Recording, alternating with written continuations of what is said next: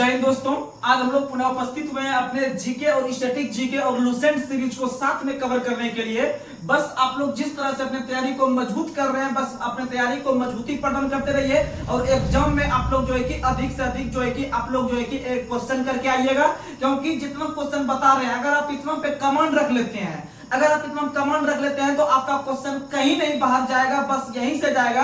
अगर यहां से क्वेश्चन बाहर जाता है तो लगभग एग्जाम स्टूडेंट के लिए बाहर चल जाएगा और जितना भी क्वेश्चन रहेगा अगर 100% जीके तो 100% में लगभग 80% जीके आप जो है कि आराम से कवर कर लीजिएगा। हम यह पर्सनल नहीं बोलेंगे 11 के एग्जाम में या दरोगा के एग्जाम में या जीडी के एग्जाम में या फिर आपका जो है कि एनटीपीसी के एग्जाम में या आरपीएफ के एग्जाम में। बस अगर हम 1857 का विद्रोह कवर कर रहे हैं तो हम 1857 को कवर कर रहे हैं, ना कि हम जीडी को कवर कर रहे हैं। वो कोई एक बड़ा टीचर क्या करते हैं, जैसे वैकेंसी जीडी का आया तो वो जीडी स्पेशल शुरू कर देते हैं। तो क्या किसी क्वेश्चन में नाम लिखा हुआ है कि यह क्वेश्चन ही जीडी में आएगा?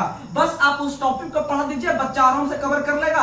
हो सकता है मेरा जीडी में जॉब नहीं लगे, अगला जो है कि हम आरपीएफ का भरेंगे, आरपीएफ मेरा जॉब लग जाए। क्योंकि आप वैसे चीज से बच्चा को तैयारी करवाइए कि जो कि आराम से वो बच्चा एक बेसिक नॉलेज के तहत जाके किसी भी एग्जाम को फोड़ के आ जाए। तो चलिए बिना कोई देरी किए हुए आगे जितने भी एग्जाम है हम सभी को सामूहिक रूप से लेकर चल रहे हैं। तो चलिए अपने सेशन को हम शुरुआत करते हैं बिना कोई देरी किए हुए। तो चलिए आज का पहला सवाल आप लोग को बताना है कि भारत के अंदर में किस व्यक्ति के द्वारा होम इन द वर्ल्ड पुस्तक का रचना किया गया है? होम इन द वर्ल्ड पुस्तक का रचना किया गया है अमर्त्य सेन के द्वारा। किसके द्वारा? अमर्त्य सेन। आप लोग को पता है कि भारत के अंदर में पहले अर्थशास्त्री बनते हैं अमर्त्य सेन, जिनको नोबेल पुरस्कार दिया गया। नोबेल पुरस्कार इनको लोक कल्याणकारी अर्थशास्त्र के लिए 1998 में दिया गया। कब दिया गया? 1998 को दिया गया, जिस वर्ष कोंकण रेलवे का शुरुआत हुआ था 1998 में। उसी वर्ष अमर्त्य सेन को जो है कि नोबेल पुरस्कार देने का काम किया।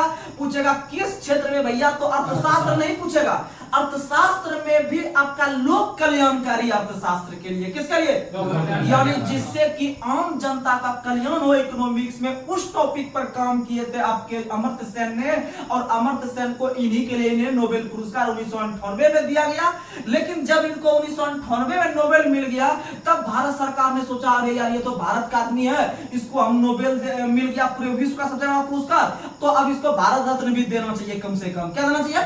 तो याद रखेगा 1999 में इनको भारत रत्न मिला और 1998 में इनको नोबेल पुरस्कार मिला। और यही कहानी घटित हुआ था आपका मदर टेरेसा के साथ। मदर टेरेसा को 1979 में नोबेल पुरस्कार मिल गया, इसीलिए भारत सरकार ने सोचा कि अरे यार इनको तो नोबेल पुरस्कार मिल गया, इसीलिए अब इसको जो है कि भारत रत्न भी दो। तो 1980 में भारत रत्न भी मदर टेरेसा को दिया गया। तो ये सब क्वेश्चन याद रखने का प्रयास कीजिएगा। तो होम इन द वर्ल्ड पुस्तक के लेखक कौन है? अमर्त्य सेन। वही होम एंड द वर्ल्ड, देखिए अंतर है पुस्तक में। होम इन का मतलब में नहीं कहते अभी हम इन होम है, यानी अभी हम घर में है। लेकिन होम एंड द वर्ल्ड बोलेगा, एंड का मतलब और। अगर एंड लगा के आएगा यानी होम एंड द वर्ल्ड पूछेगा तो मारेंगे रविन्द्रनाथ टैगोर। क्या मारेंगे? बहुत मस्त पुस्तक बता रहे हैं, बस आप याद रखिए, आप भरोसा रखिए, क्वेश्चन टच होगा। अगर पूछे होम इन द वर्ल्ड तो अमर्त्य सेन, अब होम एंड द वर्ल्ड पूछेगा तो रविन्द्रनाथ टैगोर। और रविन्द्रनाथ टैगोर ने पोस्ट ऑफिस पुस्तक का भी रचना किया है। रविन्द्रनाथ टैगोर ने भारत का राष्ट्रीय गान जन गण मन का भी रचना किया है। और रविन्द्रनाथ टैगोर ने बांग्लादेश का राष्ट्रीय गीत अमार सोनार बांग्ला का भी रचना किया है।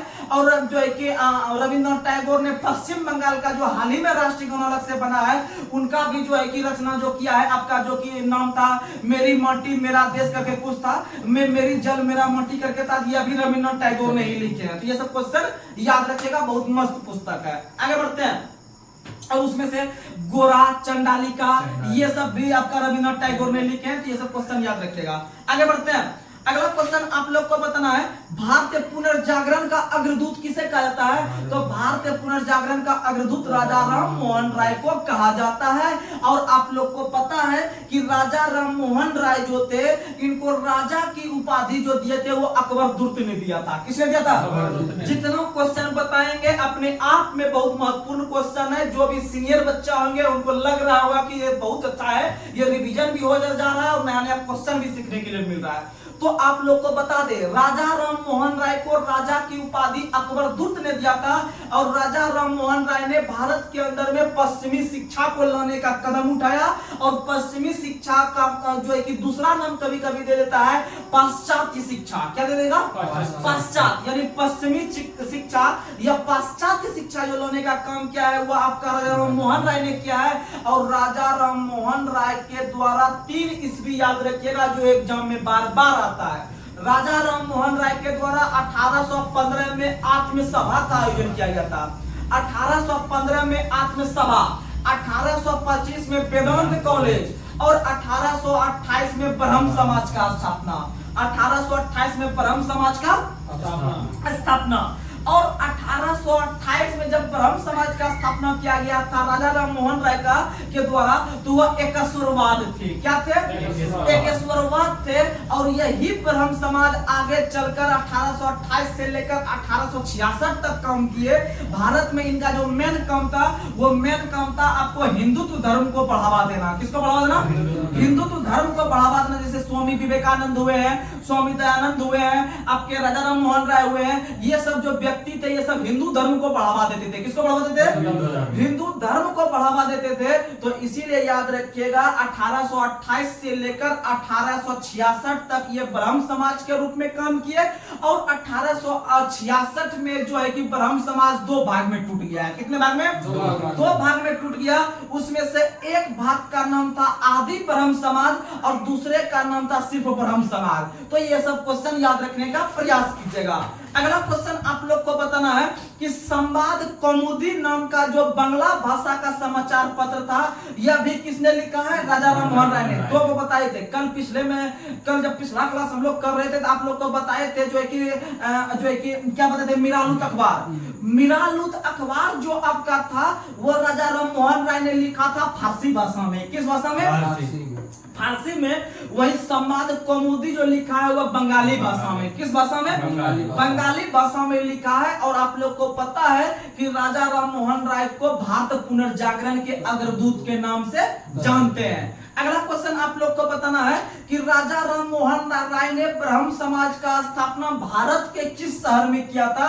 तो भारत के कलकत्ता में। भारत के कलकत्ता में, क्योंकि राजा राम मोहन राय का संबंध जो है कि कलकत्ता से ही ज्यादातर रहा है। अगला क्वेश्चन आप लोग को बताना है कि भारत के अंदर में आप लोग को बताना है राजा राम मोहन राय का जो समाधि स्थल है वह किस जगह पे है? तो याद रखिएगा राजा राम मोहन राय का समाधि स्थल भारत में नहीं है। इनका समाधि स्थल इंग्लैंड के ब्रिस्टल शहर में है। इंग्लैंड के ब्रिस्टल शहर में है राजा राम मोहन राय का समाधि स्थल। आप लोग याद रखिएगा, बहुत मस्त क्वेश्चन। राजा राम मोहन राय का जन्म भले भारत में हुआ है लेकिन इनका जब निधन हुआ था तो यह जो है संबंध यानी समाधि स्थल के रूप में वह ब्रिस्टल शहर इंग्लैंड में है। कहाँ में है? इंग्लैंड के ब्रिस्टल शहर में राजा राम मोहन राय को दफनाया गया, याद रखिएगा। और राजा राम मोहन राय को राजा की उपाधि अकबर दुर्त ने दिया है। किसने दिया है? अकबर दुर्त ने दिया है। बहुत मस्त क्वेश्चन है, आप लोग याद रखिएगा। अगला क्वेश्चन आप लोग बताइए, 1872 में नेटिव मैरिज अधिनियम को पारित करने के लिए सबसे महत्वपूर्ण भूमिका किसने निभाया था? केशव चंद्र सेन ने। किसने निभाया था? केशव चंद्र सेन ने निभाया था 1872 में नेटिव मैरिज एक्ट को लागू करने के लिए। अगला क्वेश्चन आप लोग बताइए, बहुत मस्त क्वेश्चन, अक्सर बिहार एसएससी और बीपीएससी और आपका जो है कि एनटीपीसी क्वेश्चन पूछता है कि तत्वबोधनी सभा का संस्थापक कौन था? तो तत्वबोधनी सभा का संस्थापक देवेंद्रनाथ टैगोर था। कौन था? देवेंद्रनाथ टैगोर था। देवेंद्रनाथ टैगोर ने ही 1839 में जो है कि आपका तत्वबोधनी सभा का स्थापना करने का काम किया। और आप लोग को एक क्वेश्चन बता दे जो बार बार एग्जाम में आता है, सत्येंद्रनाथ टैगोर के बारे में क्वेश्चन आता है। सत्येंद्रनाथ टैगोर जो थे वह पहले भारतीय बने हैं जो कि आईसीएस की परीक्षा को पास किए हैं। यानी कि आईसीएस की परीक्षा को पास करने वाले पहले व्यक्ति सत्येंद्रनाथ टैगोर बने थे 1863 में। कब बने थे? 1863 में बने थे, जो कि रविंद्रनाथ टैगोर के जो है कि भाई परिवार में संबंध रखते थे।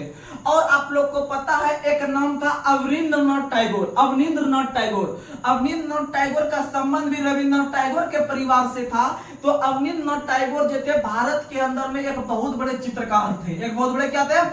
चित्रकार थे।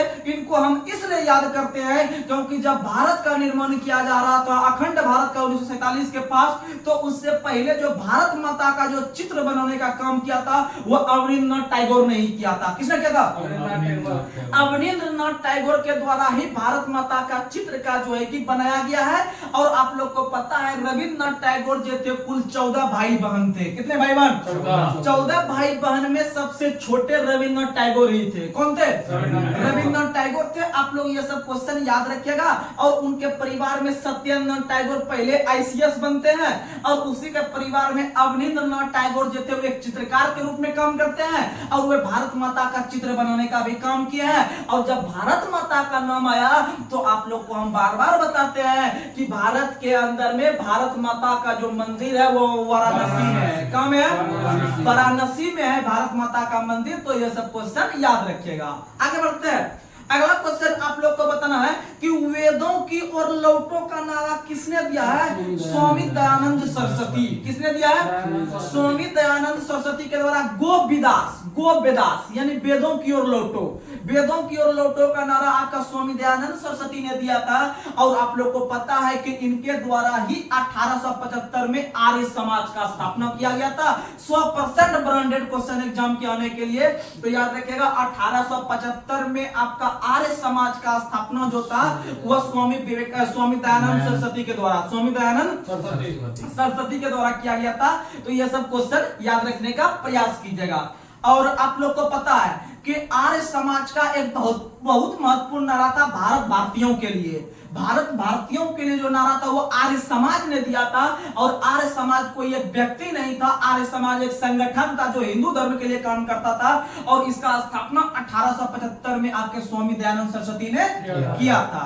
अगला क्वेश्चन स्वामी दयानंद सरस्वती के द्वारा लिखा गया पुस्तक का नाम क्या है? तो इन्होंने हिंदी भाषा में एक पुस्तक लिखा था जिसका नाम था सत्यार्थ प्रकाश। क्या नाम था?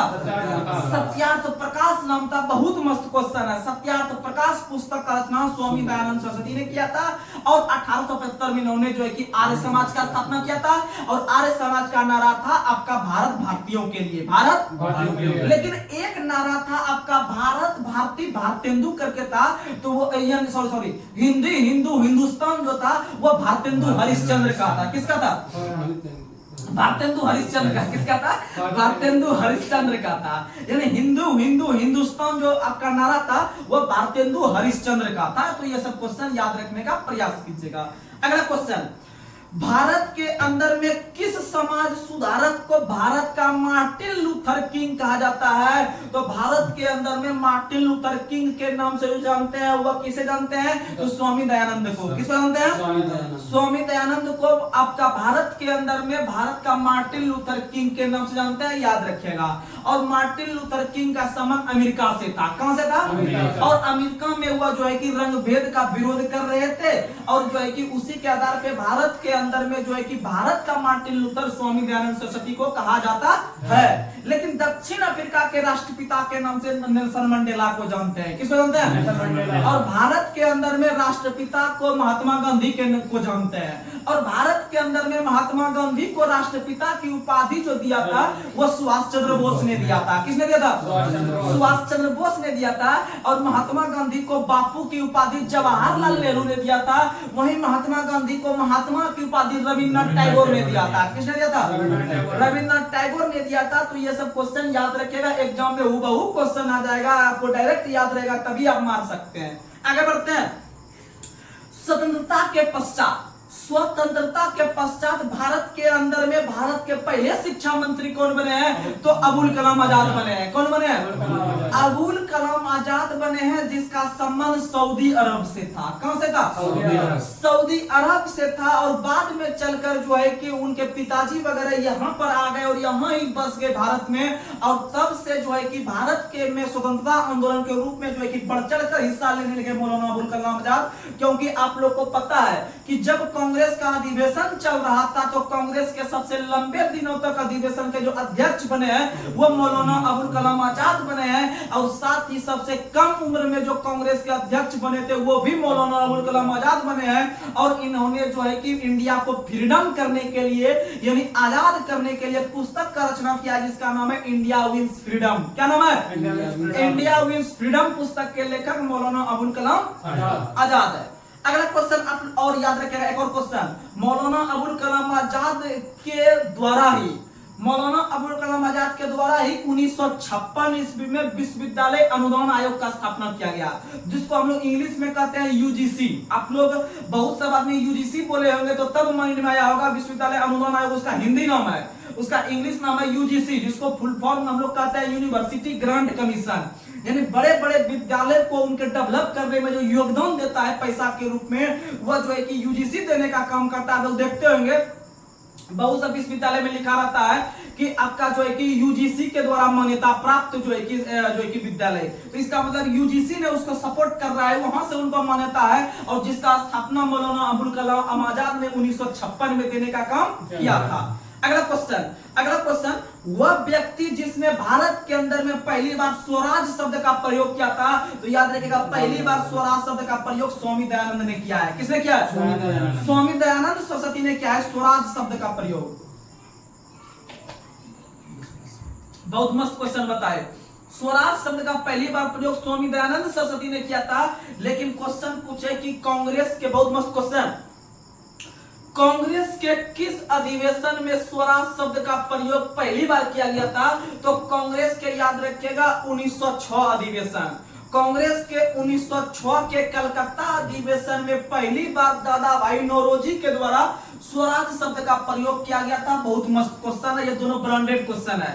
स्वामी दयानंद सरस्वती वाला क्वेश्चन आए कि नहीं आए स्वराज का पहली बार प्रयोग, लेकिन ये क्वेश्चन आपको जरूर मिल जाएगा कि कांग्रेस के किस अधिवेशन में पहली बार स्वराज शब्द का प्रयोग किया गया था? तो 1906 ईस्वी के कलकत्ता अधिवेशन में, जिसकी अध्यक्षता दादा भाई नौरोजी कर रहे थे, और दादा भाई नौरोजी को ही grand old man of India के नाम से यानी वयोवृद्ध पुरुष के नाम से जानते हैं। और इनके द्वारा एक पुस्तक का रचना किया गया है जिसका नाम है the British rule in India, British rule in India.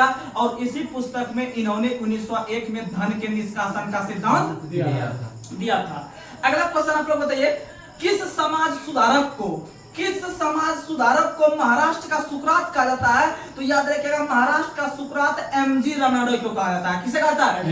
MG Ranade को कहा जाता है। आप लोग को पता है महात्मा गांधी के राजनीतिक गुरु गोपाल कृष्ण गोखले थे, महात्मा गांधी के राजनीतिक गुरु गोपाल कृष्ण गोखले थे, और गोपाल कृष्ण गोखले के राजनीतिक गुरु एमजी रानाडे थे। समझ सकते हैं, यानी कि गुरु के गुरु का हम बात कर रहे हैं। अगर क्वेश्चन पूछे महात्मा गांधी के राजनीतिक गुरु गोपाल कृष्ण गोखले, और गोपाल कृष्ण गोखले का एक उपनाम बताते हैं भारत का हीरा, भारत का हीरा के नाम से गोपाल कृष्ण गोखले को जानते हैं। और गोखले के जो गुरु थे वो आपके एमजी रानाडे थे, एमजी रानाडे थे। और एमजी रानाडे का संबंध महाराष्ट्र से था, और महाराष्ट्र के सुकरात के रूप में हम इसे जानते हैं। याद रखिएगा, बहुत मस्त क्वेश्चन है। आगे बढ़ते हैं। अगला क्वेश्चन आप लोग को बताना है, 1867 में प्रार्थना समाज का स्थापना किसने किया था? तो 1867 में प्रार्थना समाज का स्थापना केशव चंद्र सेन के सहयोग से आत्माराम पांडुरंग ने किया था। किसने किया था? अभी तक का सबसे ब्रांडेड क्वेश्चन एग्जाम में आने वाला कि भैया केशव चंद्र सेन के सहयोग से महाराष्ट्र में आपका प्रार्थना समाज का स्थापना किसने किया था? तो याद रखिएगा आत्माराम पांडुरंग, आत्माराम पांडुरंग। अगला क्वेश्चन आप लोग बताइएगा कि किस वर्ष स्वामी विवेकानंद के द्वारा कलकत्ता शहर में रामकृष्ण मिशन का स्थापना किया गया था? तो आप लोग को पता है स्वामी विवेकानंद के जो गुरु थे वो कौन थे? रामकृष्ण परमहंस। स्वामी विवेकानंद के गुरु थे रामकृष्ण परमहंस, और रामकृष्ण परमहंस के ही याद में रामकृष्ण परमहंस अर्थात विवेकानंद अपने गुरु के याद में 1897 में 1897 को यानी जिस वर्ष आपका कटक के अंदर में सुभाष चंद्र बोस का जन्म हुआ था, उसी वर्ष याद रखिएगा विवेकानंद के द्वारा अपने गुरु रामकृष्ण परमहंस के याद में जो है कि आपका रामकृष्ण मिशन का शुरुआत किया गया, यह स्थापना किया गया। और आप लोग को बता दे रामकृष्ण परमहंस का जो वास्तविक नाम था वह गदाधर चट्टोपाध्याय था। गदाधर चट्टोपाध्याय था, याद रखिएगा। और आप लोग को बता दे स्वामी विवेकानंद का भी ओरिजिनल नाम था या मूल नाम था, जिसका नाम था आपका स्वामी विवेकानंद का मूल नाम नरेंद्र दत्त था। क्या नाम था? नरेंद्र दत्त था। क्या नाम था? नरेंद्र दत्त था। तो ये सब क्वेश्चन याद रखेगा। स्वामी विवेकानंद का मूल नाम नरेंद्र दत्त था और जो है कि गदाधर चट्टोपाध्याय जो था वह रामकृष्ण परमहंस का था। और 1897 ईस्वी में जो है कि इनका स्थापना जो है कि किया गया रामकृष्ण मिशन के नाम पर, जो है कि आपका कलकत्ता के अंदर में। आगे बढ़ते हैं। अगला क्वेश्चन आप लोग को बताना है, स्वामी विवेकानंद ने किस वर्ष अमेरिका के शिकागो शहर में विश्व धर्म संसद में हिस्सा लिया था? 1893 में। कब लिया था? और वहां पर जब वह अपने भाषण का शुरुआत किया मेरे भाइयों एवं बहनों से, तो वहां पर के दर्शकों में और जो भी श्रोतागण थे वहां पर जो भी पहुंचे थे आदमी लोग सुनने के लिए, वो जो है कि तालियों की गड़गड़ाहट से पूरे इंडिया का नाम रोशन कर दिया। इसीलिए वहां पर तूफान ला दिया। क्या ला दिया? इसीलिए तूफानी हिंदू के नाम से जो जानते हैं स्वामी विवेकानंद को। स्वामी विवेकानंद को तो तूफानी हिंदू के नाम से ही जानते हैं, क्योंकि वहां पर जाकर भारत को एक अंतरराष्ट्रीय लेवल का दर्जा प्राप्त करवाया कि भारत जो है कि एक विश्व गुरु बन सकता है और आगे चलकर हकीकत में बनेगा भारत एक विश्व गुरु। आगे बढ़ते हैं। अगला क्वेश्चन आप लोग को बताना है, एक और आपको कंटेंट देते हैं जो कि आपको जल्दी बुक में नहीं मिलेगा। आप लोग को हम बताए स्वामी विवेकानंद के जो गुरु हैं गदाधर चट्टोपाध्याय यानी रामकृष्ण परमहंस, और याद रखेगा स्वामी विवेकानंद का भी एक चेला था। स्वामी विवेकानंद का भी एक चेला है, यानी महात्मा गांधी वाला जो आपको 3 स्टेप वाला बताया, उसी तरह यहाँ भी है। यानी विवेकानंद के जो गुरु हुए रामकृष्ण परमहंस, और रामकृष्ण परमहंस के चेला का जो चेला हुआ अर्थात विवेकानंद का जो चेला हुआ, वह आपका जो चेला हुआ है वह हुआ sister Nivedita. Sister Nivedita, sister मतलब बहन होता है। यानी कि आप लोग को पता है कि ईसाई धर्म के लोग में हम लोग सिस्टर फादर वगैरह यूज करते हैं, तो सिस्टर निवेदिता जो थी वह विवेकानंद की चेला थी। किसका चेला था? विवेकानंद का चेला था। और उधर जो महात्मा गांधी के गुरु थे गोपाल कृष्ण गोखले, और गोपाल कृष्ण गोखले के गुरु थे एमजी रनाडे, और एमजी रनाडे को ही महाराष्ट्र के सुकरात के रूप में जानते हैं। अगला क्वेश्चन, जब इस तरह से आप कंटेंट लीजिएगा ना तो क्वेश्चन बाहर हम नहीं जाने देंगे, ये गारंटी देते हैं। बस जितना क्वेश्चन हम यहां से बताते हैं आप याद रखिए, क्वेश्चन एग्जाम में हूबहू टच होगा। आगे बढ़ते हैं। अगला क्वेश्चन आप लोग को बताना है, न्यूयॉर्क में थियोसोफिकल सोसाइटी, न्यूयॉर्क में थियोसोफिकल सोसाइटी की स्थापना जो किया गया था 1875 में। बहुत मस्त क्वेश्चन है। थियोसोफिकल सोसाइटी का स्थापना जो किया गया था न्यूयॉर्क में, कहां किया गया था? न्यूयॉर्क में किया गया था 1875 में। किसके द्वारा? तो याद रखिएगा मैडम ब्लाटवस्की, मैडम ब्लाटवस्की एवं कर्नल अल्काट के द्वारा। मैडम ब्लाटवस्की एवं कर्नल अल्काट के द्वारा 1875 में थियोसोफिकल सोसाइटी का स्थापना न्यूयॉर्क में किया गया था। कहां किया गया था? न्यूयॉर्क में किया गया था। और न्यूयॉर्क अमेरिका के अंदर में शहर है जो कि हडसन नदी के तट पर है। अगला क्वेश्चन, भारत के अंदर में थियोसोफिकल सोसाइटी का जो मुख्यालय है वह अडियार में है। कहां में है? और यह भी क्वेश्चन पूछ लिया गया क्वेश्चन है, तो याद रखिएगा भारत के अंदर में थियोसोफिकल सोसाइटी का मुख्यालय अडियार तमिलनाडु में है। कहां में? तमिलनाडु में। अगला क्वेश्चन, भारत के अंदर जो अडियार तमिलनाडु में थियोसोफिकल सोसाइटी का स्थापना किया गया वो किया गया था 1882 में। कब किया गया था? 1882 में। किस व्यक्ति के सहयोग से? तो वह एनी बेसेंट के सहयोग से। किसके सहयोग से? और एनी बेसेंट का जो है कि संबंध भारत से दूर दूर तक नहीं था। एनी बेसेंट का संबंध आयरलैंड से। कहां से? एनी बेसेंट का संबंध आयरलैंड से था, और आयरलैंड से चलकर वो भारत आई थी। और भारत में आकर जो है कि एनी बेसेंट का एक कथन था, एनी बेसेंट का एक कथन था कि मैं दिल से तो भारतीयों के साथ हूं, मैं हृदय के साथ भी भारतीयों के साथ हूं, और भारत के ही संस्कृति से जुड़ा हुआ एक व्यक्ति हूं। यह कथन जो था वो किसका था? एनी बेसेंट का था। आप लोग याद रखने का प्रयास कीजिएगा। और इनका संबंध आयरलैंड से था। और एक और व्यक्ति आप लोग को हम बताते हैं, कांग्रेस के जो संस्थापक थे एओयू, उसका संबंध भी भारत से नहीं था, उसका संबंध स्कॉटलैंड से था। कहां से था? और आप लोग को पता है कि भारत के अंदर में जो कि आपका एक और व्यक्ति थी मदर टेरेसा। क्या नाम थी? और मदर टेरेसा का संबंध आपका भारत से नहीं था, उसका संबंध अल्बानिया से था। कहां से था? अल्बानिया से था। आप लोग याद रखने का प्रयास कीजिएगा। अगला क्वेश्चन, ये सब कंटेंट दे रहे हैं एग्जाम में आता है। अगला क्वेश्चन आप लोग को बताना है कि यंग बंगाल आंदोलन के प्रवर्तक कौन थे? तो यंग बंगाल आंदोलन के प्रवर्तक हेनरी विवियन डिरीजियो थे, हेनरी विवियन डिरीजियो। और बताते हैं यह क्वेश्चन अगर आप अभी तक अगर आप इतिहास उठाइएगा एग्जाम का, तो अगर आप गिन लीजिएगा तो 1000 से कम पड़ जाएगा। क्वेश्चन बहुत बार पूछा है। जो नया बच्चा है आप याद कीजिए, अगर आप पीआरसीसी वगैरह का फॉर्म भरे होंगे या एलपी टेक्नीशियन का भरे होंगे तो आपको अगर जीके का जहां पर महत्व होगा आपको हम इंडिकेट कर देते हैं, बस याद रख लीजिए क्वेश्चन आएगा। तो याद रखिएगा यंग बंगाल आंदोलन के प्रवर्तक जो थे वो हेनरी विवियन डिरीजियो थे, हेनरी विवियन डिरीजियो। इन्होंने 1826 में इसका स्थापना किया था। कब किया था? 1826 में किया था। और इसी को हिंदी में कभी कभी बोल देते हैं युवा बंगाल आंदोलन, यानी कि इसी को इंग्लिश में कहते हैं यंग बंगाल आंदोलन या फिर युवा बंगाल आंदोलन, दोनों एक ही चीज है। इसका स्थापना 1826 में हेनरी विवियन डिरीजियो ने किया था। वहीं एक और क्वेश्चन आता है कि 1784 में जो है कि विलियम जोन्स के द्वारा किसका स्थापना किया गया था? तो 1784 में विलियम जोन्स के द्वारा एशियाटिक सोसाइटी का स्थापना किया गया था। किसका किया गया था? एशियाटिक सोसाइटी का स्थापना 1784 में विलियम जोन्स के द्वारा किया गया था। और ये सब क्वेश्चन ब्रांडेड क्वेश्चन की श्रेणी में है। आगे बढ़ते हैं। हिंदू विधवा पुनर्विवाह को कानूनी रूप से वैध करने वाला जो व्यक्ति था वो कौन था? ईश्वर चंद्र विद्यासागर। कौन था? आप लोग को बता दे हिंदू विधवा पुनर्विवाह 1856 में जो है कि लाया गया था, 1856 में लाया गया था और पारित किया गया था। 1856 में ही पारित किया गया। लेकिन आप लोग को पता है कि 1856 में ही आपका जो है कि एक व्यक्ति का कार्यकाल चेंज होता है। जैसे कि आप लोग को पता है, 1848 से लेके 1856 तक जो गवर्नर का कार्यकाल रहा है वो डलहौजी का कार्यकाल रहा है। और 56 में ही डलहौजी जो है कि वहां से निकल गए और वहां पर कैनिंग आ गया। कौन आ गया? कैनिंग। तो याद रखिएगा 1856 में जो आया था वह डलहौजी के काल में आया था। वहां पर पेश किया गया था आपका हिंदू विधवा पास होने के लिए, लेकिन उसके कार्यकाल में पास नहीं हो पाया। कार्यकाल में पास हुआ कैनिंग में आके। किसके काल में? लेकिन इस बीच 56 में पास हुआ। कब पास हुआ? समझ रहे हैं? ये कंटेंट याद रखिएगा। बोलेगा पेश किसके समय किया गया था? तो पेश डलहौजी के समय किया गया था। और पास किसके समय किया गया था? कैनिंग। लेकिन आपको जो एग्जाम में क्वेश्चन आएगा वो पास वाला ही पूछेगा, इसलिए आपको कैनिंग ही याद रखना है, बहुत बेटर आंसर रहेगा। आप किसी को डिटेल में बताने के लिए आप डलहौजी का नाम ले सकते हैं, भैया इसमें आया था। और जो पास हुआ वो कैनिंग के काल में पास हुआ। ये सब क्वेश्चन याद रखेगा। और कैनिंग का कार्यकाल 56 से लेकर 62 तक। उसी के काल में 1857 का विद्रोह हुआ था। उसी के काल में 1858 का अधिनियम आया। उसी के कार्यकाल में 1861 का भी अधिनियम आया, जिसमें पहली बार गवर्नर जनरल को जो कि अध्यादेश जारी करने का अधिकार दिया।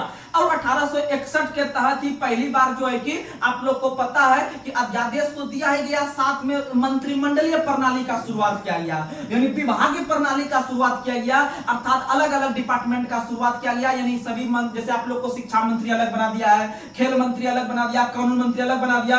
यानी पहली बार अंग्रेज ने 1861 अधिनियम के तहत ही पोर्टफोलियो सिस्टम या मंत्रिमंडलीय प्रणाली या विभागीय प्रणाली का शुरुआत किया। और उसी का असर आज भी हमारे भारत में देखने के लिए मिल रहा है, मोदी के कार्यकाल में भी, क्योंकि अलग अलग डिपार्टमेंट में अलग अलग व्यक्ति को नियुक्त किया है मंत्रिमंडल का भार संभालने के लिए। आगे बढ़ते हैं।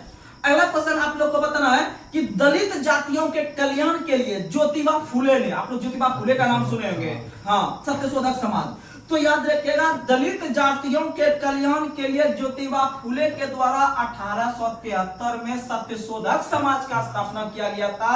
और आप लोग को बता दें कि ज्योतिबा फुले के द्वारा लिखा गया एक पुस्तक बहुत फेमस है जिसका नाम है गुलामगिरी। क्या नाम है? गुलामगिरी। गुलामगिरी पुस्तक के लेखक ज्योतिबा फुले है। बहुत मस्त क्वेश्चन है। आगे बढ़ते हैं।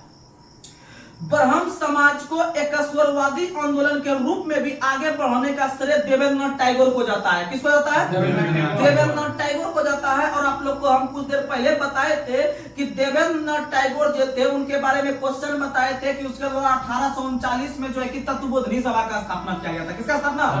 तत्वबोधिनी सभा का स्थापना। तो चलिए हम कुछ महत्वपूर्ण ले लेते हैं। लुसेंट का क्वेश्चन मात्र 10 मिनट के अंदर, तो आप लोग जो है कि आराम समझने का प्रयास कीजिएगा। तो आप आप लोग अच्छा देखिएगा, ट्रेन मान लीजिए कि ट्रेन अभी आवाज आया हम लोग को, सबको ट्रेन का आवाज आया, तो आप लोग बताइए ट्रेन अगर आ रही है, मान लीजिए कि आपका एक जगह से दूसरे जगह ट्रेन भाग रही है पूरी स्पीड से 70-80 की स्पीड से, तो आपको जब वो हॉर्न देते हुए आगे बढ़ रही है तो आपके कान में ध्वनि का उतार चढ़ाव लग रहा होगा। जैसे सुबह सुबह आप लोग सुनते होंगे एकदम आवाज करते हुए जाती है, ओ पूरा लग रहा होगी आपको पूरा एकदम भागते हुए जा रही है। तो याद रखिएगा, यानी कि एक चलती हुई गाड़ी या चलती हुई वस्तु जब आवाज देते हुए बढ़ती है और कान पर हमको उसका ध्वनि का उतार चढ़ाव जब महसूस होता है तो वह डॉपलर प्रभाव के कारण डॉपलर प्रभाव के कारण ध्वनि का उतार चढ़ाव हमारे कान पर देखने के लिए मिलता है। वहीं जब एक ट्रेन खड़ा है और खड़ा में जब आवाज देता है तो जो है कि उसका आवाज अलग सुनने के लिए मिलता है, लेकिन जब एक चलते हुए गाड़ी आवाज देती है तो जो है कि आपके कान पे उसका लगता है कि अरे गाड़ी हम स्पीड से आ रही है या क्रॉस करेगी, तो इसका मतलब है वो डॉपलर प्रभाव को इंगित कर रहा है। किसको इंगित कर रहा है? आगे बढ़ते हैं। अगला क्वेश्चन आप लोग को बताना है कि भारत के अंदर ही नहीं पूरे विश्व को जो है कि एकजुट करने के लिए यूएनओ का स्थापना जो किया गया था वह 24 अक्टूबर 1945 को। आप लोग के लिए स्टैटिक जीके है, ये आप लोग कवर कीजिएगा और कोई भी एग्जाम में बैठिए, एग्जाम में टच होगा क्वेश्चन, क्योंकि स्टैटिक है और सबसे अधिक हार्ड स्टैटिक ही लगता है। स्टैटिक का मतलब होता है कोई भी क्वेश्चन कहीं से पूछता है उसको कोई ठार नहीं रहता है, लेकिन अगर आप फिजिक्स पढ़ रहे हैं तो फिजिक्स में थोड़ा थाव है, थोड़ा सा जो है कि उस पे हम था कर सकते हैं कि यहाँ क्वेश्चन उठेगा इस चैप्टर से तो हम बना लेंगे, लेकिन स्टैटिक का कोई माय बाप नहीं है, आपको याद रखना ही पड़ेगा तभी कुछ हो पाएगा। तो आप लोग को बता दें यूएनओ यानी यूनाइटेड नेशन ऑर्गेनाइजेशन का स्थापना द्वितीय विश्व युद्ध की समाप्ति के बाद 24 अक्टूबर 1945 को किया गया था और इसका मुख्यालय न्यूयॉर्क में है। कहाँ में है? न्यूयॉर्क में है और इसमें वर्तमान में सदस्य देश की संख्या 193 है और 193वां सदस्य देश जो है वह दक्षिणी सूडान है। कौन सा? दक्षिणी सूडान है। और आप लोग को बता दें कि इसीलिए यूएनओ दिवस प्रत्येक वर्ष 24 अक्टूबर को मनाते हैं। कब मनाते हैं? और आप लोग को बता दें 24 अक्टूबर को एक और दिवस मनाया जाता है, पोलियो दिवस। कौन सा दिवस? यानी पोलियो दिवस और यूएनओ दिवस दोनों एक ही डेट में याद रखिएगा, 24 अक्टूबर को। क्या याद रखिएगा? 24 अक्टूबर को। अगला क्वेश्चन आप लोग को बता दे कि संयुक्त राष्ट्र संघ की जो है कि रूपरेखा तैयार करने के लिए या कहां पर बनना चाहिए जो है कि यूएनओ का मुख्यालय, यानी कौन से जगह बनना चाहिए, तो याद रखिएगा उस जगह को जो जमीन जो उपलब्ध करवाया एक व्यक्ति था जिसका नाम था आपका जो है कि इसका नाम था फ्रेडरिक डी रॉकफेलर। रॉकफेलर नाम के व्यक्ति ने 1944 ईस्वी में जो है कि जगह मुहैया करवाया, यानी जगह दिया कि यहाँ पर आपके जो है कि आप मुख्यालय इसका बनाइए, कोई भी प्रकार का दिक्कत आप लोग को नहीं होगा। तो क्वेश्चन पूछता है कि किस व्यक्ति ने यूएनओ का मुख्यालय बनाने के लिए जगह उपलब्ध करवाया था, तो याद रखिएगा उस व्यक्ति का नाम, जिसका नाम आप लोग को बता दे, उसका नाम क्या था? रॉकफेलर, यानी जॉन डी रॉकफेलर। क्या नाम था?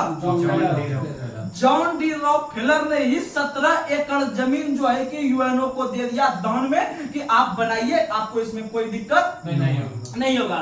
अगला क्वेश्चन, संयुक्त राष्ट्र संघ का जो संस्थापक सदस्य देश की संख्या था उस समय 51 था। कितना था? 51 था। और आप लोग को बता दें कि भारत भी उसमें से शामिल था 51 में से, और भारत जो संयुक्त राष्ट्र संघ का सदस्य देश बना है, जिस वर्ष स्थापना हुआ यूएनओ का उसी साल भारत जो है कि उसका सदस्य बन गया 1945 में। कब बन गया? 1945 में। बहुत मस्त क्वेश्चन है। भारत यूएनओ का सदस्य 1945 में ही बना है। कब बना है? 1945 में बना है। और वर्तमान में जो है कि चलते चलते 193 हो गया है, हो सकता है आगे बढ़ भी जाए, तो आप लोग याद रखने का प्रयास कीजिएगा। और याद आप लोग को बता दे कि यूएनओ के कुल 6 अंग है। कितने अंग है? 6 अंग है। और ये 6 अंग का मुख्यालय जो है कि सबका अमेरिका में है। सबका मुख्यालय कहाँ है? लेकिन एक ऐसा अंग है अंतरराष्ट्रीय न्यायालय, एक ऐसा अंग है अंतरराष्ट्रीय न्यायालय जिनका मुख्यालय अमेरिका में नहीं है। इसका मुख्यालय अमेरिका के बाहर नीदरलैंड के द हेग में है। किसमें है? द हेग में है। अंतरराष्ट्रीय न्यायालय का मुख्यालय द हेग नीदरलैंड में पड़ता है। और बाद बाकी जो 5 इसका अंग बना हुआ, इसका मुख्यालय अमेरिका में ही है। कहाँ में है? और यह क्वेश्चन बहुत बार पूछा गया है कि संयुक्त राष्ट्र संघ का एकमात्र अंग का नाम बताए जिसका मुख्यालय अमेरिका के बाहर में है, तो मारिएगा अंतरराष्ट्रीय न्यायालय। अंतरराष्ट्रीय न्यायालय यानी कि इंटरनेशनल कोर्ट का मुख्यालय द हेग नीदरलैंड में है। और अंतरराष्ट्रीय न्यायालय का जो स्थापना हुआ था वो कब हुआ था? तो 1945 नहीं मारिएगा, अंतरराष्ट्रीय न्यायालय का स्थापना 1946 में हुआ है। कब हुआ है? 1946 में। अगला क्वेश्चन, अगला क्वेश्चन आप लोग को बताना है कि संयुक्त राष्ट्र संघ का जो मुख्य कार्यालय है वह बनकर 1952 में तैयार हुआ। कब तैयार हुआ? 1952 में तैयार हुआ। और आप लोग को अगला क्वेश्चन बता दे कि संयुक्त राष्ट्र संघ के ध्वज का जो पृष्ठभूमि है वह हल्का नीला है। कैसा है? हल्का नीला है, याद रखने का प्रयास कीजिएगा। और अगला क्वेश्चन आप लोग को बता दे अंतरराष्ट्रीय या फिर संयुक्त राष्ट्र संघ का जो भाषा है कार्य करने वाली वो दो भाषा है। कितना भाषा है? एक अंग्रेजी है, एक फ्रेंच है। एक अंग्रेजी है, एक फ्रेंच है। अंग्रेजी और फ्रेंच जो है कि वह दो जो है कि कार्य करने वाली भाषा है, याद रखिएगा। और अन्य भाषा को जो मान्यता दिया है संयुक्त राष्ट्र संघ ने उसमें से बता देते हैं, एक चीनी है, एक रशियन है, एक स्पेनिश है, एक अरबी है। तो आपको कम से कम कार्य करने वाली भाषा याद रखना पड़ेगा। एक अंग्रेजी तो कॉमन सब जगह चलता है और दूसरा फ्रेंच याद रखिएगा। क्या याद रखिएगा? फ्रेंच याद रखिएगा। अगला क्वेश्चन, संयुक्त राष्ट्र संघ के कुल कितना अंग बताए? 6 अंग को आपके पास एक बार हम रिकॉल करवा देते हैं। अब क्वेश्चन आता है कि निम्न में से कौन एक यूएनओ का जो है कि अंग नहीं है और है, तो आप लोग आराम से मार लीजिएगा। तो पहला महासभा याद रखिएगा। क्या याद रखिएगा? और महासभा को ही विश्व के लघु संसद के नाम से जानते हैं। बहुत बार क्वेश्चन आता है कि यूएनओ के किस अंग को विश्व के लघु संसद के नाम से जानते हैं? तो महासभा को। किसे जानते हैं? महासभा को याद रखिएगा। और आप लोग को अगला बता देते हैं, दूसरा जो था सुरक्षा परिषद। दूसरा कौन है? और सुरक्षा परिषद को ही दुनिया का पुलिसमैन कहा जाता है। दुनिया का पुलिसमैन सुरक्षा परिषद को याद रखिएगा। यानी कि पुलिस का काम है सुरक्षा करना। पुलिस का काम क्या है? तो क्वेश्चन अगर पूछेगा कि दुनिया का पुलिसमैन यूएनओ के किस अंग को कहा जाता है, अच्छा पुलिस पूछ रहा है, यानी सुरक्षा परिषद। सुरक्षा परिषद। और दुनिया का जो लघु संसद के नाम से जाना जाता है वह किसे? तो महासभा को। किसे जानते हैं? महासभा को। अगला क्वेश्चन, और उसी में जो है कि एक क्वेश्चन आता है कि सुरक्षा परिषद में कुल अस्थायी सदस्य कितना है? 5। कुल अस्थायी सदस्य कितना है? 5 में से पांचों महत्वपूर्ण देश जो है दुनिया का, जैसे एक अमेरिका हो गया, रूस हो गया, ब्रिटेन हो गया, फ्रांस हो गया, चीन हो गया। ये 5 जो होते हैं वो यूएनओ के अस्थायी सदस्य हैं या फिर आपका सुरक्षा परिषद के अस्थायी सदस्य है। यानी इसके पास वीटो का पावर होता है, किसी देश के विरुद्ध आवाज उठाने की शक्ति प्राप्त होती है। और इसीलिए जो है कि नरेंद्र मोदी भी बार बार मांग करते हैं कि हमको भी जो है कि आपका यूएनओ का अस्थायी सदस्य के रूप में जो है कि नामित कर दीजिए। लेकिन ये इतनी सरल बात नहीं है। आगे बढ़ते हैं। अगला क्वेश्चन आप लोग को बताना है कि सबसे पहले जो वीटो का प्रयोग किया था, अमेरिका ने किस देश के प्रश्न पर किया था? रोडेशिया के प्रश्न पर। किस प्रश्न पर? रोडेशिया के प्रश्न पर। और चीन ने सबसे पहले वीटो का प्रयोग बांग्लादेश के प्रयोग पर, बांग्लादेश के प्रश्न पर। किसके प्रश्न पर? स्टैटिक क्वेश्चन है, एग्जाम में हुबहू क्वेश्चन लड़ेगा, इसमें कहीं कोई शक नहीं है। तो याद रखिएगा, चीन ने बांग्लादेश को अटैक किया। किसको अटैक किया? बांग्लादेश को अटैक किया। और अमेरिका ने रोडेशिया को अटैक किया। अमेरिका ने किसको अटैक किया? रोडेशिया को। और रूस ने सबसे अधिक बार वीटो का प्रयोग किया है। क्वेश्चन पूछेगा कि अमेरिका यूएनओ के किस सदस्य ने या फिर सुरक्षा परिषद के किस सदस्य ने या फिर सबसे अधिक किस देश ने वीटो का प्रयोग किया है? तो रूस ने। किसने किया? रूस ने। याद रखने का प्रयास कीजिएगा। उसके बाद अगला है आपका आर्थिक एवं सामाजिक परिषद, उसके बाद है प्रन्यास परिषद, उसके बाद है अंतरराष्ट्रीय न्यायालय और उसके बाद है सचिवालय। ये कुल 6 अंग होते हैं और उसमें से अंतरराष्ट्रीय न्यायालय का मुख्यालय द हेग नीदरलैंड में है। कहां में है? और अगला क्वेश्चन आप लोग को थोड़ा सा बता देते हैं कि अंतरराष्ट्रीय न्यायालय के अंतर्गत जो है कि वर्तमान में अगर पूछे अध्यक्ष कौन है तो वह रईसी है। कौन है? क्योंकि जो व्यक्ति आजकल अपने आप में रईसी समझते हैं और उसी को अंतरराष्ट्रीय न्यायालय में लोग घुसा के रखते हैं। अगर जो पकड़ा जाइएगा आप तो रईसी लोगों को अंतरराष्ट्रीय न्यायालय में बंद किया जाता है। तो अंतरराष्ट्रीय न्यायालय का स्थापना जो 1946 में, इसका मुख्यालय द हेग नीदरलैंड में और इसके अध्यक्ष रईसी है। कौन है?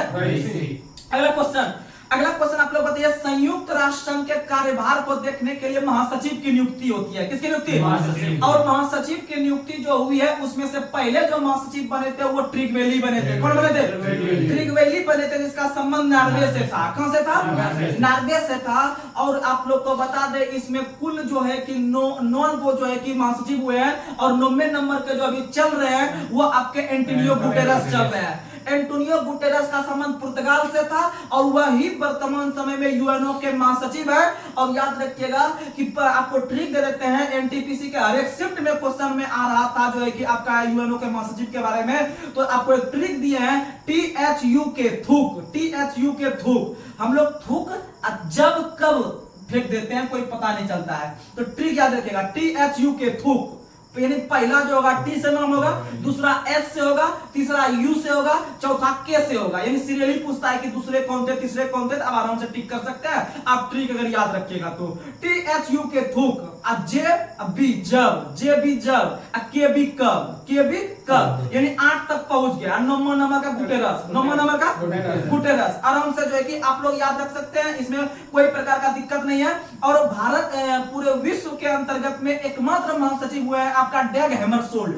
डैग हैमरशोल्ड यूएनओ के दूसरे नंबर के महासचिव थे जिनका निधन हवाई दुर्घटना में, किसमें हुआ है? हवाई दुर्घटना में। यह सब क्वेश्चन आता है, आप लोग याद रखने का प्रयास कीजिएगा। और आप लोग को बता दे कि यूएनओ के जो कि पहले महासचिव बने हैं एशियाई, तो वह बने हैं यू थांट। कौन बने? अच्छा, यू थांट यानी यू से, तो भैया कितने नंबर के? THU। अच्छा, तीसरे नंबर के, कितने नंबर के? इसका संबंध एशिया के म्यांमार देश से था। अपना भारत से सटा हुआ देश है म्यांमार, जो है कि उससे था, म्यांमार से था। किससे था? म्यांमार से। ठीक है, अगला क्वेश्चन, अगला क्वेश्चन आप लोग बताइएगा फटाफट कि अंतरराष्ट्रीय दूरसंचार संघ का मुख्यालय जेनेवा में है। कहां में है? अंतरराष्ट्रीय दूरसंचार संघ का मुख्यालय जेनेवा में है। और दूरसंचार का मतलब आप लोग समझ रहे होंगे, टेलीकॉम। जैसे भारत के अंदर में आपका टेलीकॉम क्षेत्र में सबसे बड़ी संस्था जो है MTNL है, यानी महानगर टेलीकॉम निगम लिमिटेड, महानगर टेलीकॉम निगम लिमिटेड। ये इसका स्थापना 1986 में हुआ था। इसका मुख्यालय नई दिल्ली में है। यानी ये जो है एक प्रकार से टेलीकॉम पर कंट्रोल रखता है। उसी प्रकार से पूरे विश्व में जो टेलीकॉम पर कंट्रोल रखता है वह रखता है अंतरराष्ट्रीय दूरसंचार संघ। इसका मुख्यालय जेनेवा में है। और अक्सर अंतरराष्ट्रीय संस्था का मुख्यालय जेनेवा में ही है। कहां में है? और जेनेवा जो है वो स्विट्जरलैंड में है। कहां में? और स्विट्जरलैंड की राजधानी बर्न है। स्विट्जरलैंड की राजधानी कहां है? बर्न है। और याद रखिएगा स्विट्जरलैंड का ही एक शहर है जेनेवा, वहां पर ही मुख्यालय है। अधिक से अधिक याद रखिएगा। अगला क्वेश्चन आप लोग को बताना है कि अंतरराष्ट्रीय श्रम संगठन का मुख्यालय कहां है? जेनेवा। आप लोग जानते होंगे श्रम हम तभी कर सकते हैं, श्रम का मतलब वो नहीं कि हम लाश श्रम कर रहे हैं। श्रम का मतलब होता है हम लोग काम धंधा करके जो है कि अपना जीवन यापन करते हैं, यानी मेहनत करके, यानी मजदूरी करके। तो याद रखिएगा श्रम का तभी हम कर सकते हैं जब मेरे शरीर में जान रहेगा। क्या रहेगा? जान रहेगा। यानी अंतरराष्ट्रीय श्रम संगठन का मुख्यालय जेनेवा। कहां है? जेनेवा। और आप लोग को पता है कि WHO का मुख्यालय भी कहां है? जेनेवा। यानी WHO का मतलब अगर हम हेल्थ से संबंधित अच्छा से नहीं रहेंगे तो मेरी जान भी जा सकती है, इसीलिए WHO का मुख्यालय भी कहां है? जेनेवा। और श्रम हम तभी कर सकते हैं जब हमको क्या रहेगा? जान रहेगा, यानी एनर्जी रहेगा, तो तब जो है कि हम लोग जेनेवा जाएंगे। और आप लोग को जो है कि एनर्जी यानी ऊर्जा, कार्य करने की क्षमता को क्या कहते हैं? कार्य करने की क्षमता को ऊर्जा कहते हैं, कार्य करने की दर को शक्ति कहते हैं। कार्य करने की दर को शक्ति। अगला क्वेश्चन, विश्व पर्यटन संगठन का मुख्यालय कहां है? मैड्रिड। विश्व पर्यटन संगठन का मुख्यालय मैड्रिड है। और मैड्रिड स्पेन की राजधानी है। मैड्रिड किसकी राजधानी है? स्पेन की राजधानी। और WTO इसको हम लोग शॉर्ट में कहते हैं। WTO वो व्यापार वाला नहीं समझिएगा। WTO का मतलब है world tourism organisation. World tourism organisation, और टूरिज्म का हिंदी होता है पर्यटन। क्या होता है? पर्यटन। और आप लोग को बता दें इसका स्थापना 1925 में हुआ है। कब हुआ है? 1925 में हुआ है। और राष्ट्रीय पर्यटन दिवस हम लोग मनाते हैं क्या तारीख को? 25 जनवरी को। राष्ट्रीय पर्यटन दिवस 25 जनवरी को मनाते हैं ना। राष्ट्रीय पर्यटन दिवस कब मनाते हैं? एक सेकंड, शायद 25 जनवरी है। हाँ, राष्ट्रीय पर्यटन दिवस 25 जनवरी को है। क्या तारीख को है? 25 जनवरी को है। और अंतर्राष्ट्रीय पर्यटन है 27 सितंबर को। 27 सितंबर को अंतर्राष्ट्रीय पर्यटन का तारीख को है 27 सितंबर को। याद रखिएगा अंतर्राष्ट्रीय पर्यटन है 27 सितंबर को। हाँ, अंतर्राष्ट्रीय पर्यटन है 27 सितंबर को और राष्ट्रीय पर्यटन है जो है कि 25 जनवरी को। आपको हम जुगाड़ देते हैं 25 यानी 1925, यानी 1925 को यह अंतरराष्ट्रीय पर्यटन संगठन का मुख्य स्थापना। और 25 जो है 1925 में 25 उठा के जनवरी में आप चल जाइएगा घूमने के लिए, यानी पर्यटन दिवस जो हो गया वह राष्ट्रीय पर्यटन दिवस 25 जनवरी। या फिर और आप दूसरा ट्रिक ले सकते हैं कि अभी आगे जो है कि मतदान होने वाला है और हम लोग जो है ना घूमने के लिए भी जाते हैं, कहां पर मतदान होता है नहीं होता है, पर्यटन के रूप में घूमने के लिए जाते हैं। यानी भारत मतदाता दिवस और पर्यटन दिवस दोनों 25 जनवरी को मनाते हैं। कब मनाते हैं? आप जैसे याद रख के आप अपना स्वतंत्रता है आप लोग याद रख सकते हैं। आगे अगला क्वेश्चन आप लोग को बताना है कि FAO का मुख्यालय कहां है? FAO यानी फूड एंड जो है कि एग्रीकल्चर ऑर्गेनाइजेशन, यानी FAO। F यानी फूड, A मतलब एग्रीकल्चर, O यानी ऑर्गेनाइजेशन, यानी कृषि एवं खाद्य संगठन का मुख्यालय रोम में है। कहां में है? रोम में है। यानी आप लोग को पता है कि फूड एंड कृषि यानी खाद्य और कृषि संगठन का मुख्यालय रोम में है। और याद रखिएगा इसका स्थापना जो हुआ है FAO का, इसका स्थापना 1945 में हुआ है। कब हुआ है? यानी FAO का स्थापना 16 अक्टूबर 1945 को हुआ है। इसीलिए विश्व खाद्य दिवस 16 अक्टूबर को मनाते हैं। विश्व खाद्य दिवस कब मनाते हैं? 16 अक्टूबर को मनाते हैं। और आप लोग को बता दे कि एलर्जी जो होता है, हम लोग को कोई भी चीज का एलर्जी होता है तो एलर्जी जो होता है वो एलर्जी दिवस भी मनाते हैं 16 अक्टूबर को ही। कब मनाते हैं? 16 अक्टूबर को मनाते हैं, क्योंकि कोई भी चीज बहुत सब चीज नहीं खाता उसको एलर्जी रहता है उस चीज से। यानी एलर्जी दिवस और खाद्य दिवस दोनों 16 अक्टूबर को मनाते हैं, क्योंकि 16 अक्टूबर 1945 को FAO का स्थापना हुआ था और FAO का मुख्यालय रोम में है। और याद रखिएगा FAO के वर्तमान में अध्यक्ष है क्यू डोंगयू। कौन है? क्यू डोंगयू। अगला क्वेश्चन आप लोग बताइए, विश्व बैंक का स्थापना 1944 कब हुआ है? और मुख्यालय कहां है? तो विश्व बैंक का तो याद रखिएगा विश्व बैंक और जो है कि IMF दोनों का मुख्यालय वाशिंगटन है। दोनों का मुख्यालय कहां है? यानी विश्व बैंक का स्थापना 44 में और IMF का स्थापना 45 में। और दोनों का स्थापना ब्रेटन वुड्स समझौता के तहत। आगे बढ़ते हैं। अगला क्वेश्चन, यूनेस्को का स्थापना कब हुआ है? 1945। यूनेस्को का स्थापना 1945, क्योंकि यूनेस्को के लास्ट में O आता है, O का मतलब 1945। और यूनिसेफ, सेफ में लास्ट में F आता है, F का कोड होता है 6, यानी यूनिसेफ 46। और याद रखिएगा यूनिसेफ का मुख्यालय न्यूयॉर्क में है, यूनेस्को का मुख्यालय पेरिस में है। यूनेस्को का मुख्यालय पेरिस फ्रांस में है और फ्रांस की राजधानी पेरिस सीन नदी के किनारे। अगला क्वेश्चन आप लोग को बताना है कि विश्व व्यापार संगठन का मुख्यालय कहां है? जेनेवा। विश्व व्यापार संगठन मुख्यालय कहां है? अगर हम मान लीजिए मेरे पास खेती धंधा कुछ नहीं है, नौकरी नहीं है, तो हम व्यापार करेंगे। क्या करेंगे? अगर व्यापार नहीं करेंगे मेरा जान जा सकती है। क्या जा सकती है? जान जा सकती है। यानी कि व्यापार का मुख्यालय भी जान में है। अगर हम स्वास्थ्य ठीक नहीं करवाएंगे तो भी मेरा जान जा सकती है। और अगर हम श्रम भी नहीं करेंगे तो भी जान जा सकती है। तो आप ऐसे से याद रखिएगा, आपको धीरे धीरे कंटेंट के रूप में आपके माइंड में बात जो है एक एक करके जो है कि एडजस्ट कर देंगे।